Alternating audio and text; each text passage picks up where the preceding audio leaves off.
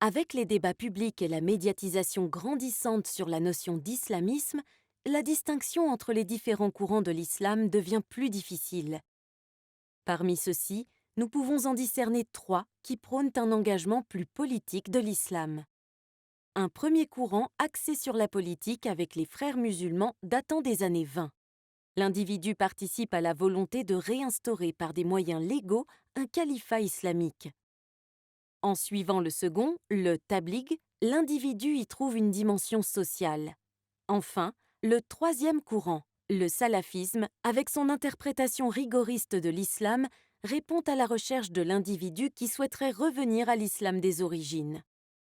Si des salafistes quiétistes recherchent avant tout la purification de la religion, il existe des salafistes dits révolutionnaires qui prônent le djihad armé pour instaurer un État islamique par la force.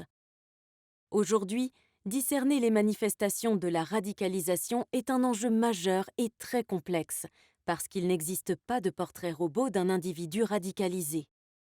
La radicalisation n'a pas d'origine sociale, géographique ou même religieuse.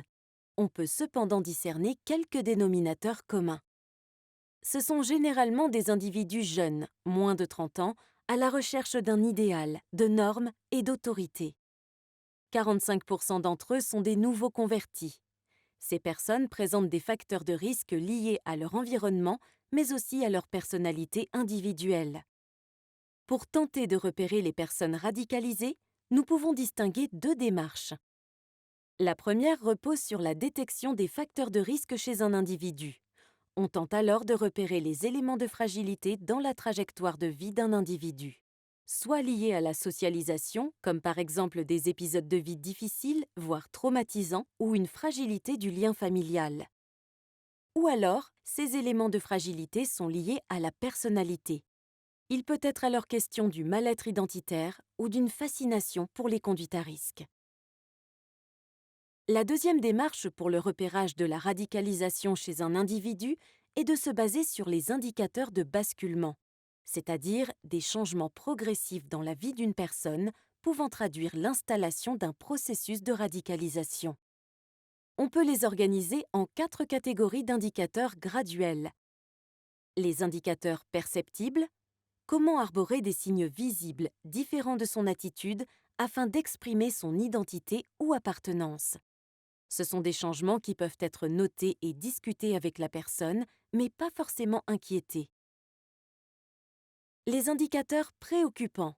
Cela inclut des comportements qui montrent une identification de plus en plus soutenue de l'individu à sa cause et à son idéologie religieuse.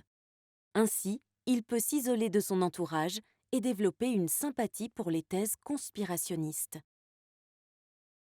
Les indicateurs inquiétants. Ils englobent des comportements indiquant un engagement de l'individu dans une trajectoire radicale, comme la tenue de discours légitimant le recours à la violence. Et la dernière catégorie est celle des indicateurs dits alarmants. C'est le cas pour des comportements témoignant une allégeance exclusive et sectaire à son idéologie religieuse ou à sa cause.